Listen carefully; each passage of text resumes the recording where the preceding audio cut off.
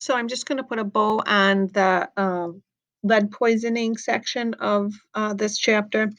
Things that you can advise parents or caregivers to do if they are living in an area that has a higher incidence of lead poisoning related to the age of the home. They can let the water run for 5 minutes and that will decrease the lead.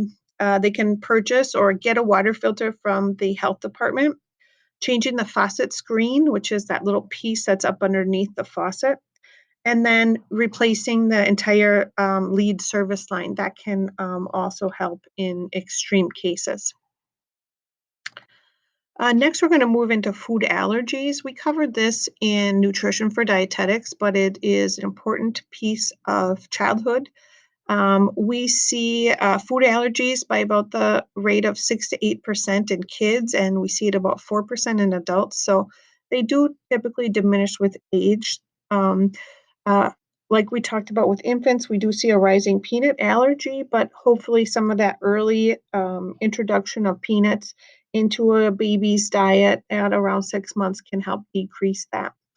So what's happening with a food allergy, that protein or large molecules causing an immunological response? So we see this whole cascade of this anaphylactic shock, which is a life-threatening whole body allergic reaction that could be characterized by tingling, swelling of mouth and throat. Oftentimes with a food allergy, it is an immediate reaction, but we can see a delayed reaction as well. Remember our top 8 food allergens in the United States: peanut, milk, shellfish, fish, tree nuts, soy, eggs, and wheat. And peanuts provide the most life-threatening reactions than all the other 7 food allergens combined. So requires medical testing and food challenges. Um, there are many, take-home kits that people can utilize to detect an allergy, but it really should be done under a licensed professional, preferably an allergist.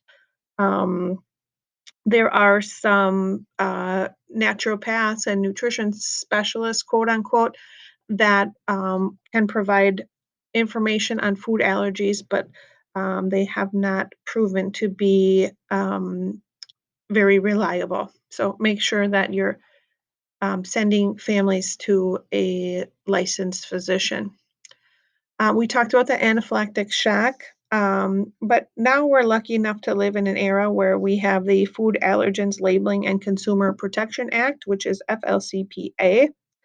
And what this means is that any of those top 8 allergens that we talked about in the last slide, they must be clearly identified as a food source, and it must be identified as a common food name. So for instance, if someone is allergic to egg, on the label, it needs to say egg, not something like albumin. Or with milk, it needs to say milk, not casein. So that, even somebody that doesn't have a lot of experience with the food allergy will be able to recognize that. And that's to help daycare teachers, grandparents, extended family friends. That can help them purchase and feel safe and confident about serving food to those kids. Other adverse reactions to foods, they might be an intolerance, and an intolerance is different from a food allergy because an intolerance is just a feeling of uncomfortableness. Now, I don't want to discount anyone that has an intolerance because it's still uncomfortable, but the difference is that food allergy elicits this entire immune response and can be life-threatening.